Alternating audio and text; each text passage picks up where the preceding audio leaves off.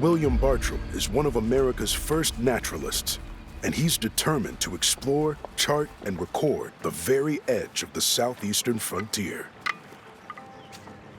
Now, he is on the most challenging expedition of his life in the newly acquired Florida territory, the home of the Seminoles, who don't take kindly to intruders from the British colonies. A committed pacifist, Bartram shuns violence and carries no weapons. But his ideals may cost him his life.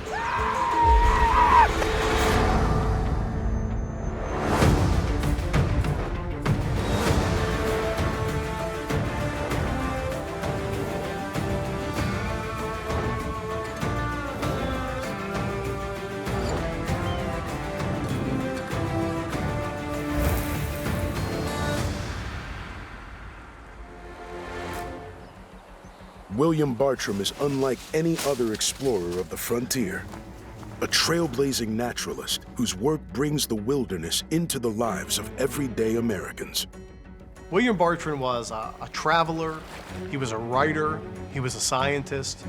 He's a combination of Steve Irwin, Jane Goodall, and Anthony Bourdain all rolled into one. Watch out! Bartram provides readers across the world with stories and vivid depictions, plants, animals, and peoples that they could almost imagine. He begins to have a unique understanding of nature and man's place in nature. He's understanding how everybody and everything goes together. He was a man so far ahead of his time.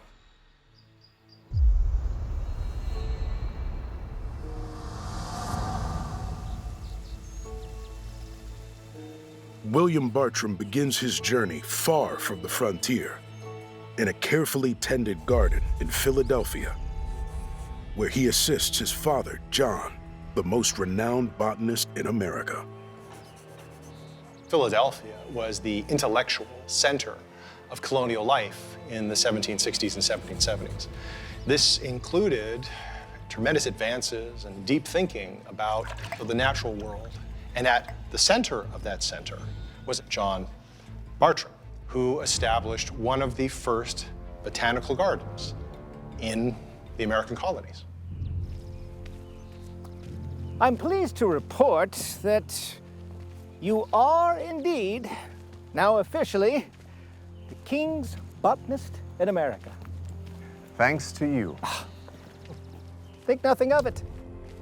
Benjamin Franklin was quite influential with the King of England to appoint John Bartram as the royal botanist. It was quite a wonderful relationship between the Bartrams and the Franklins. Congratulations, Father. It's you who must be congratulated, William. You continue to dazzle with your talents. They'll buzz about your work in England. Before the invention of cameras, drawings and illustrations and paintings were the only images that people would see. And William realized that, and as a young man, he got quite good at it. But Bartram's obvious talent isn't enough to impress his father. Don't put any ideas into the boy's head. It's already filled with far too many unachievable dreams. Oh, you should nurture his dreams. After all, it's us dreamers who change the world. Those of us that are fathers, sometimes we're overachievers with our children, and perhaps we're not as fair as we could be recognizing some of their talents and skills as young people. John Bartram fell into that category because his son William was a romantic. He was a poet, whereas John was very logical and practical.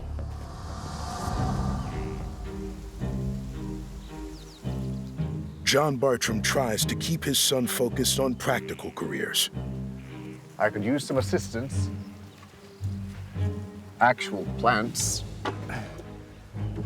Like continuing the family business of supplying cartons of plants and seeds to European collectors, known as Bartram's boxes.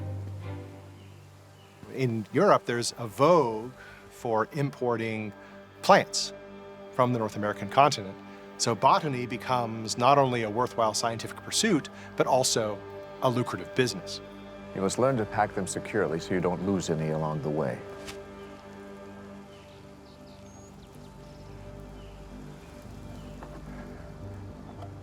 It's important for you to get your hands in the dirt and experience the world with your own two eyes.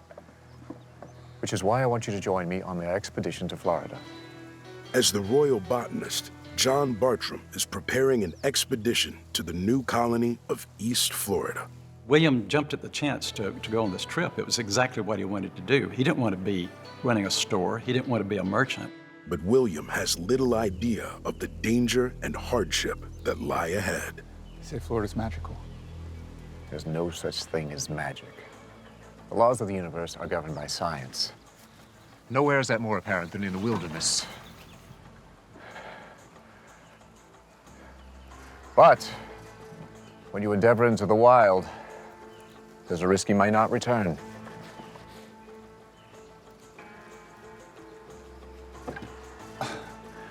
Surely we'll survive the journey. There's one thing I've learned in my travels, it's that you can take nothing for granted. You'd be wise to bear that in mind.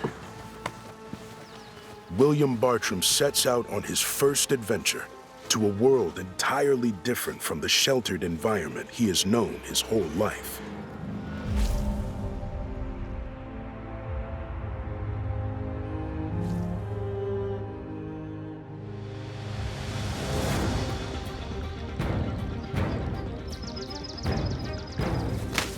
In 1765, William and John Bartram make their way south through Georgia to Florida, which Spain had ceded to Britain 2 years earlier. Florida in the 1700s is like a country unto itself. It encompasses not just modern-day Florida, but parts of Georgia, Alabama, Mississippi, and Louisiana, stretching all the way to the Mississippi River. Florida was so big and so unmanageable that they actually had to make it into two different colonies, East Florida and West Florida.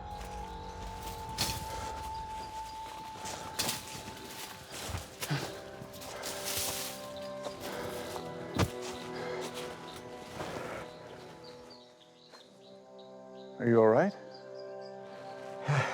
Just a bit humid, perhaps.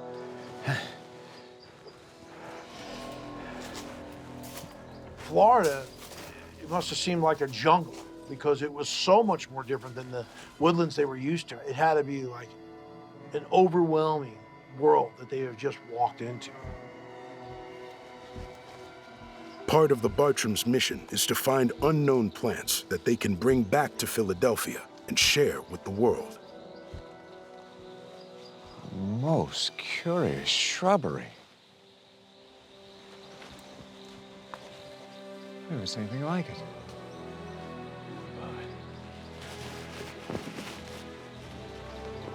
While exploring Georgia, John and William encounter a strange tree, unlike anything that they've seen before. Every scientist at the time wants the glory of discovering a new species. And with this young sapling, the Bartrams have just found one. And this is what gets Bartram excited. William uses his artistic abilities to detail it and sketch it to share with the world. And John will collect the seeds and intend to plant them in his own garden in Philadelphia. This tree doesn't even belong here. I think it's an anomaly. Absorbed in his sketching, William leaves the seed on the ground, and the Bartrams continue on, unaware that they're not alone.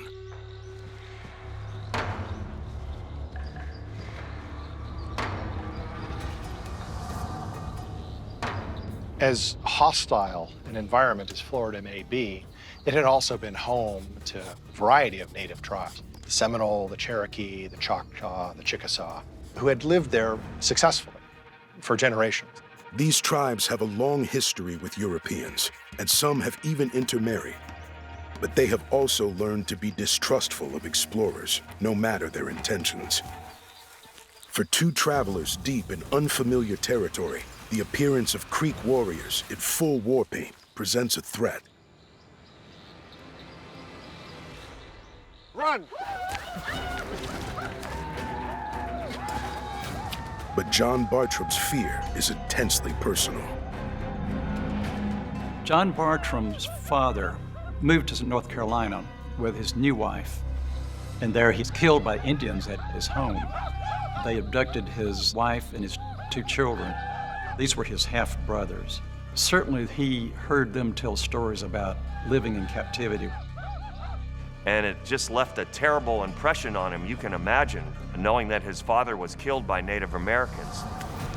Surrounded by Creek warriors with no way to run or fight back, and his father paralyzed by fear, William Bartram's first expedition into Florida could prove to be his last.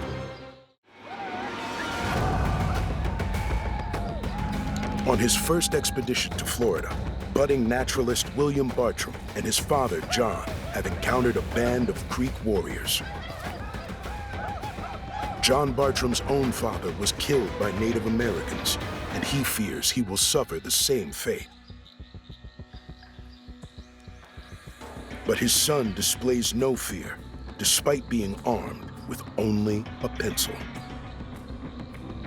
William, what are you doing? The difference between John and William on their views of Native Americans was quite dramatic. He really hadn't had any experiences of violence with the Native Americans like his father John had had. William Bartram is risking his and his father's lives on a gesture of kindness.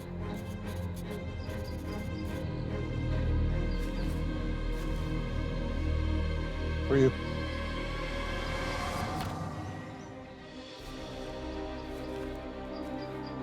And it pays off. John Bartram never ever overcame his prejudice against Indians, but William Bartram, on the other hand, was open to new ideas about the Indians, and he liked them, and he found a lot to admire about them.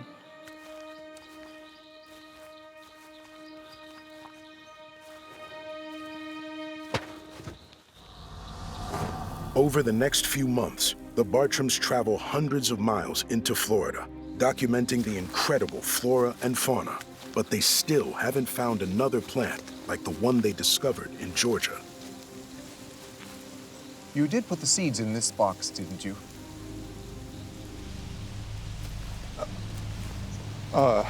You lost them. The box must have been open. Do you have any idea what you've done? We can simply return to the tree and get There's more. no time. By losing the seeds, William may have lost his and his father's only chance at the prestige of identifying a new species. Perhaps we'll see another. Perhaps it was a species on its way to extinction. We'll never know. I'm sorry. I promise. One day I'll find that tree, and it'll grow in our garden.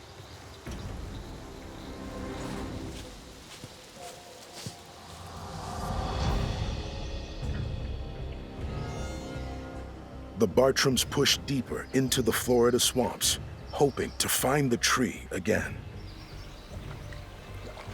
Florida was a treacherous, dangerous place filled with a lot of different things that could kill you very easily, and some of the most difficult navigation still to this day on the face of the earth. So here they are walking, and they're getting in the swamps of Florida, and it's like we always say, even in jungles and swamps, it's what you can't see that's going to get you. It's the things hidden underneath the water. Father, what's wrong? I must have stepped on something. Those waters can hide all sorts of dangers, sharp rocks being one of them. One false step could mean your foot being sliced wide open.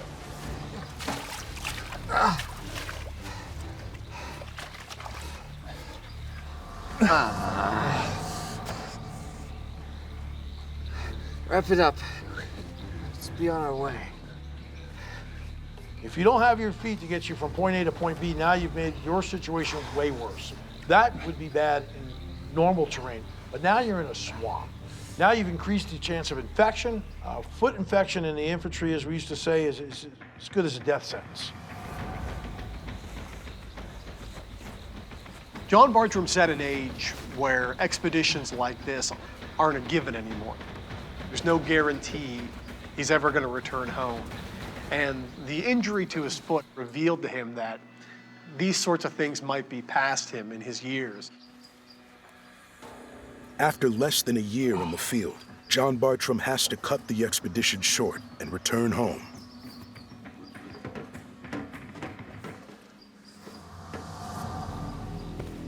But though the expedition is over, William sees a chance to find his own place in the world, outside of his father's shadow. So he decides to make Florida his home. William's starting to really enjoy and appreciate and like, quite frankly, the East Florida territory, and so he would like to settle there.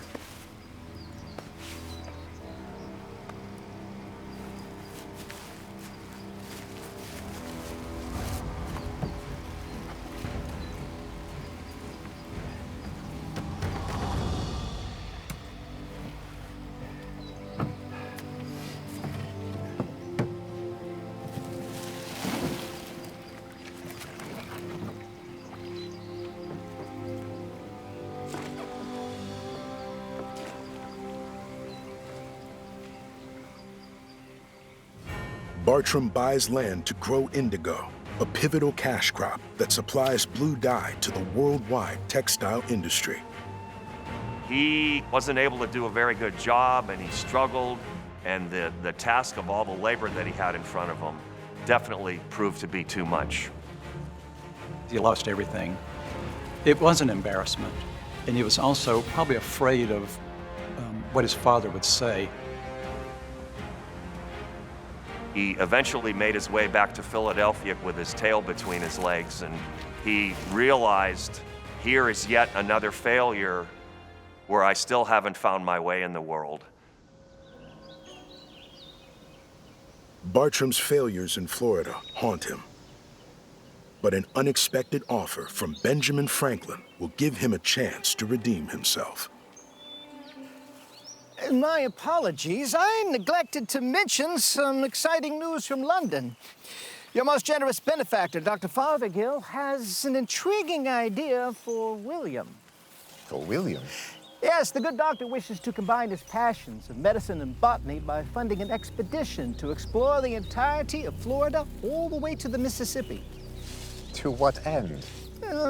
He's searching for new treatments amongst nature and native medicine. He thinks that you, William, are just the man to undertake this mission. Me? Fothergill responded to the understanding of nature in forming your drawings. Seems that is what won you this most prestigious commission. I have no words. Surely you can muster the ability to say, yes, my boy. For William Bartram, this is the chance of a lifetime. Not only to explore more of Florida and study its plants, but to discover more about the entire natural world.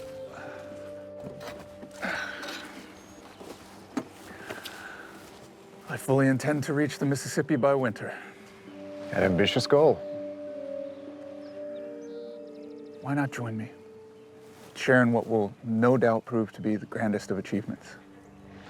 That kind of fortitude and perseverance favors the young. I fear those days are behind me.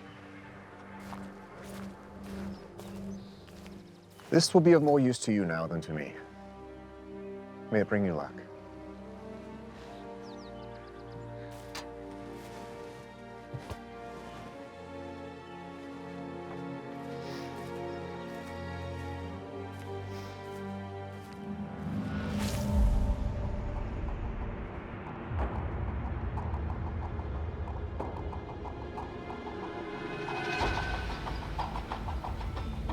When Bartram arrives in Georgia, he meets a young man named John McIntosh, who's eager to join Bartram's expedition. Though McIntosh has little experience in the wild, Bartram knows a journey like this would be dangerous to undertake alone. Ah, William, splendid to see you again, my friend. You've arrived just in time.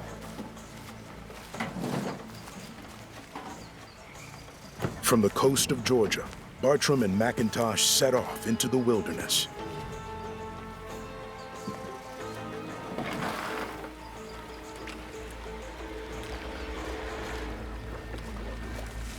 for many explorers, going to Florida is like visiting a different planet.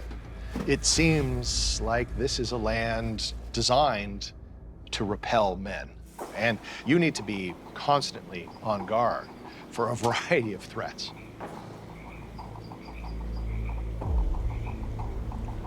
What is it?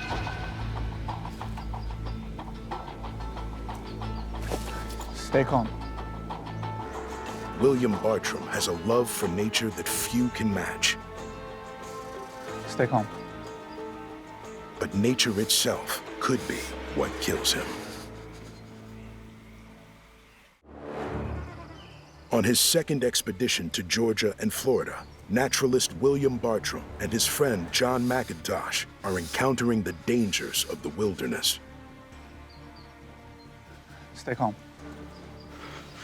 I am calm. So in the Florida swamps, you're gonna have lots of bad spiders that are gonna give you nasty bites. Let's say you happen to get bit by a black widow putting your hand in the wrong place. That can be a deadly situation in the 1700s for sure.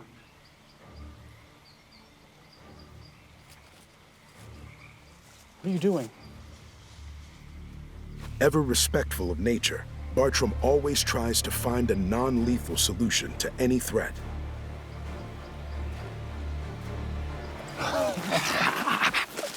Even a spider. No, this is not a pet. Bartram neutralizes one danger, but there are much larger ones lurking deeper in the wild.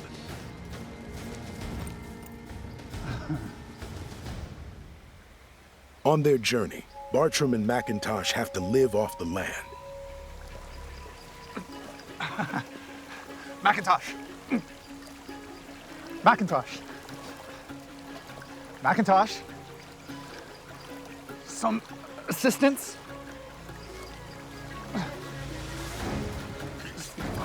He's putting up quite a fight.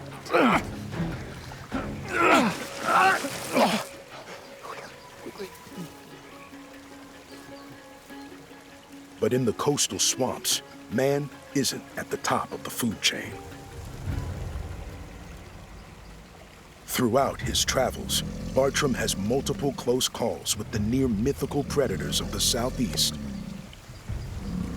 Alligators. He had read about such animals in Chinese literature, and so what he first called these giant reptiles that he was encountering was dragons. And some of their behavior even appeared like dragons. He writes about the splash of their long, leathery tails. He writes about the spray and the mist that comes out of their jaws chomping him. He writes about nearly escaping death, nearly being eaten himself, but he never quits. This is part of the experience that he wants to share with the world, and he's determined to see it through.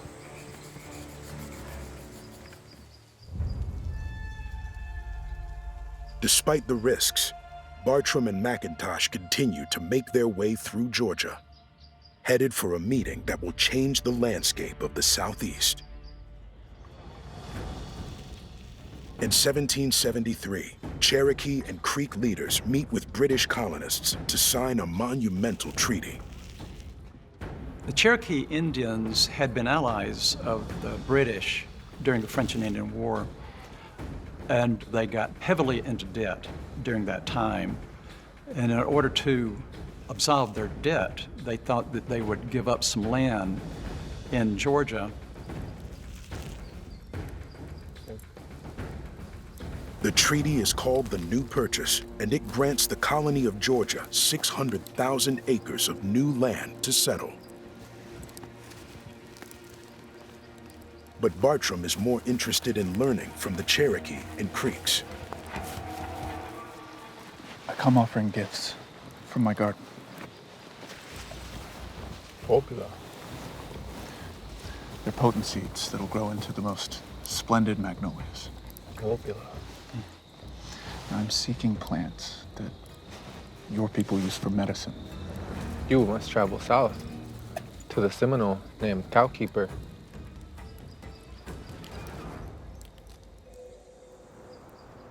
To find the Seminole leader, Cowkeeper, Bartram and McIntosh travel hundreds of miles south into Florida. But they are entering territory that may prove more hostile than any they've encountered so far.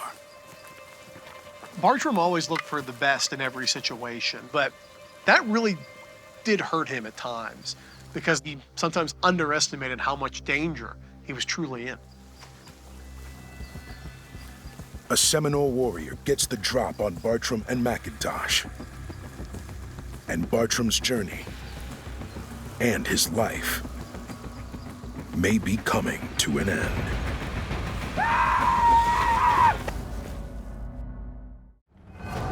Deep in the wilds of Florida, naturalist William Bartram is face to face with a Seminole warrior. Though he's unarmed, Bartram stands his ground and does something the Seminole never expects. Bartram was always taught to look for the good in all people, but he's not going to fight this man. He reaches out with a show of friendship because it's really the only option he has. Cowkeeper, the Seminole leader.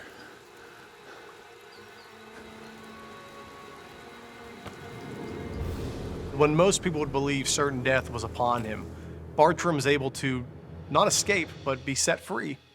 And it's because he was so friendly with the man who was attacking him.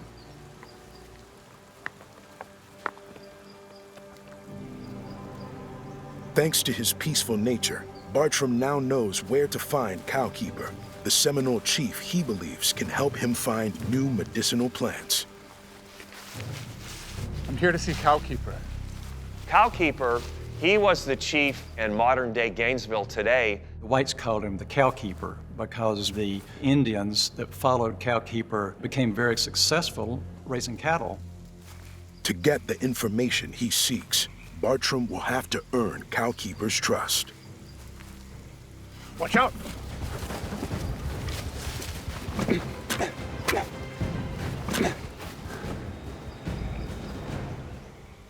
He was able to instantly dispatch this rattlesnake. Being the scientist that he was, he removed the fangs and added those rattlesnake fangs to his collection, and he became a hero with the Native Americans. A most impressive feat. But you've risked your life. I owe you something in return. There was a chief in Georgia. He told me that you had a vast knowledge of botanical and herbal medicines. Cowkeeper, he liked William Bartram. It's an example of how William Bartram, because of his personality, when he encountered people like this, they liked him. The fern can be used for chills and aches. The iris root is good for colds. Poultice can be made from acorns and cornmeal. If it is medicine you seek, you must develop your own remedies. That's the reason I've come all the way here. You must travel west to the great river. There you will find an Englishman, Rumsey. He has studied the medicine of our tribes. He will speak to you so that you may better understand. I wish you good fortune and pray to the spirits and guide you for your travels. Cowkeeper, he developed a wonderful relationship with, and they respected each other. It was a mutual kind of thing.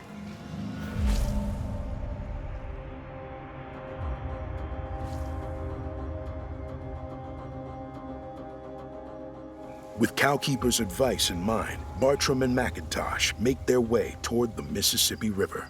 Whereas his father was content to return north, Bartram was determined to explore the entire expanse of East and West Florida, all the way to the Mississippi. He essentially wants to survey the entire Southeast. But his time in the Florida wilderness is starting to take a toll on Bartram. If you're going to live in Florida, insects are a part of life. The mosquitoes carried diseases like yellow fever, like malaria. It was not uncommon for a person to spend just 2 or 3 years in Florida before either getting very ill or dying altogether. Bartram presses on, his symptoms lingering as the months pass. But his senses are still sharp enough to make a startling discovery. That's it.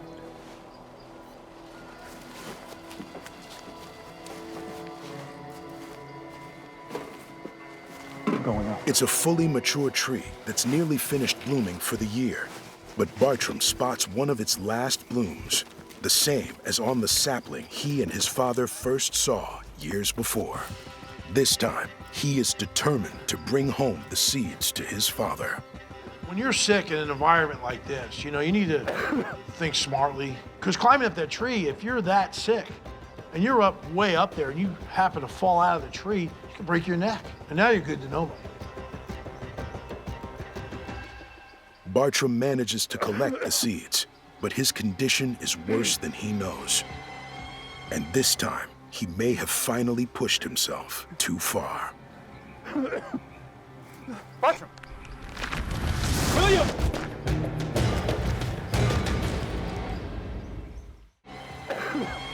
Deep in the treacherous southeastern wilderness, naturalist William Bartram has succumbed to a mysterious illness. Bartram! William! And he's barely clinging to life. Today, Florida is certainly a destination. In the 18th century, it was almost a death sentence. There's a lot of diseases transmitted in a way that people did not understand. Bartram's friend, John McIntosh, tries desperately to revive him. For if Bartram dies, McIntosh has almost no chance of surviving on his own. There you go. There you go. Come on. Come on. Up to the tree. There you go. Yeah, good.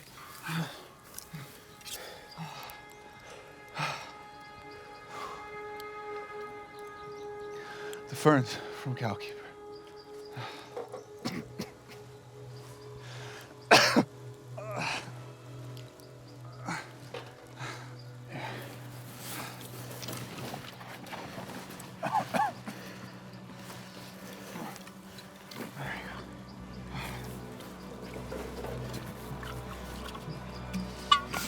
You need to rest. The medicinal plants given to Bartram by the Seminole chief Cowkeeper provide enough relief for Bartram to resume his journey. Historians believe that he had some kind of bout with yellow fever or malaria, and it makes sense with the habitat that he was in and the amount of mosquitoes that were in the area. I think it's one of the great ironies of Bartram's story that he went on such a perilous journey in search of medicine. And then he ends up becoming so sick that that medicine is really the only thing that can save his life. And Bartram will not rest until he has reached his ultimate goal, the Mississippi River. As winter turns back to spring, Bartram reaches West Florida, and the environment itself seems intent on stopping him. You know, Florida's a difficult place to move through when you're healthy. It's hot, it's muggy, it's humid. Bartram's really going to suffer some serious respiratory distress, yet he kept going, he kept pushing through. Bartram's quest for the Mississippi now has a more urgent personal dimension. To find Rumsey, the master of herbal remedies Cowkeeper told him about, who may be the only man who could save his life.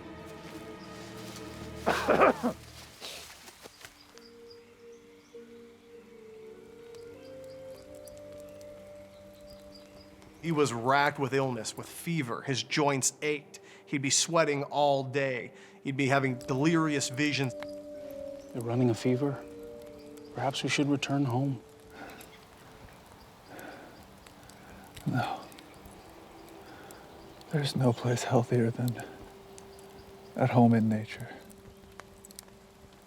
It didn't stop him. He'd just get up in the morning, vomit, and then keep on going. He was that kind of a strong person. He kept it up, and he kept going when somebody else would have given up and turned back.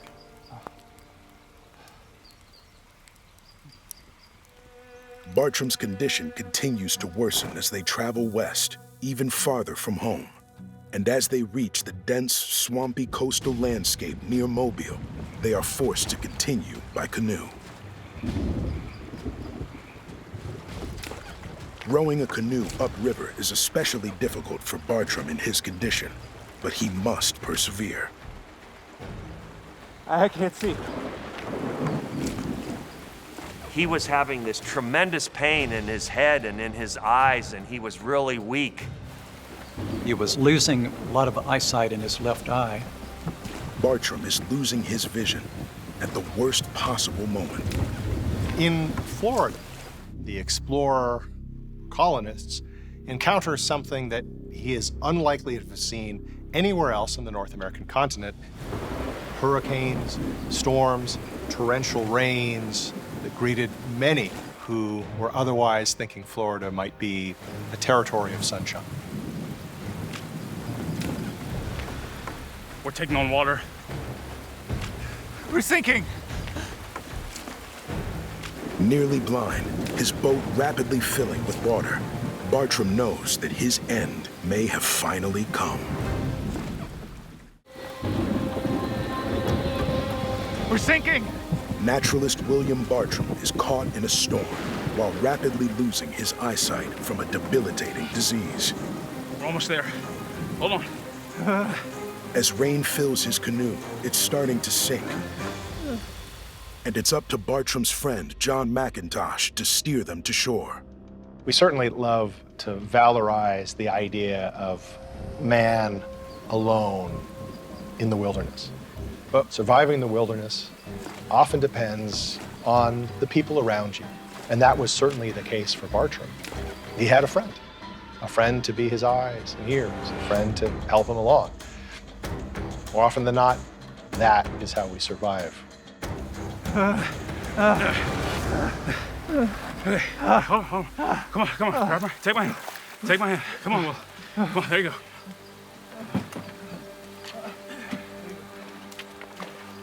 Despite his condition, Bartram knows he has to keep going, because reaching the man called Rumsey may be the only way to cure him.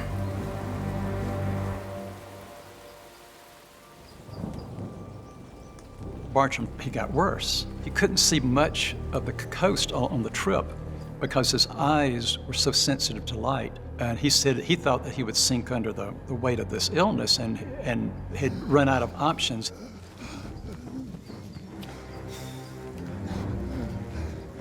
Mr. Rumsey, I presume? I believe I am. Bartram and McIntosh have finally found Mr. Rumsey, but it may be too late. You need to bring your fever down. Chew on this. No matter what Rumsey tries, nothing helps ease Bartram's symptoms.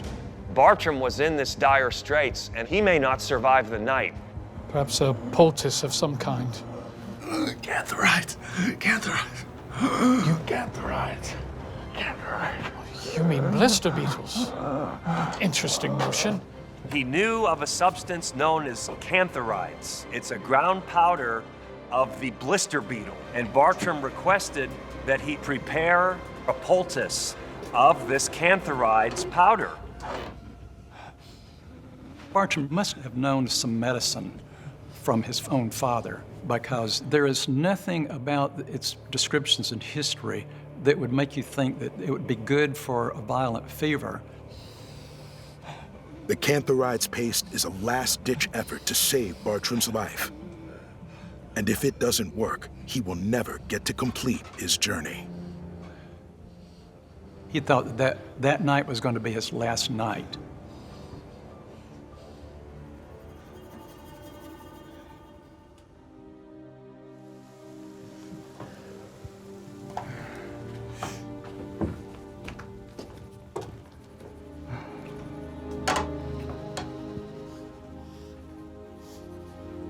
Welcome back to the land of the living. We didn't think you were gonna make it. Neither did I. Bartram's years of seeking out and documenting natural medicines have paid off by saving his own life. After rest and recuperation, Bartram again feels well enough to get back on the road and reach the Mississippi River.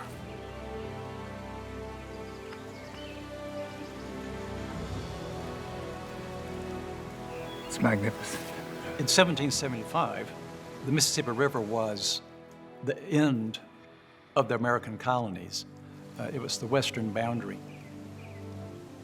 And it just really made an impression on him that he had made it to this tremendous waterway. He knew that that was going to be very significant for commerce and settlement, the mighty Mississippi River.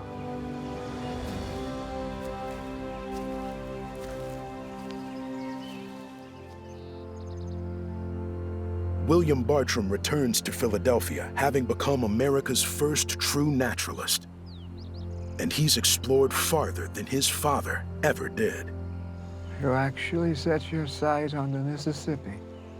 Yes, Father. And what's more, I found the tree. And I brought home seeds.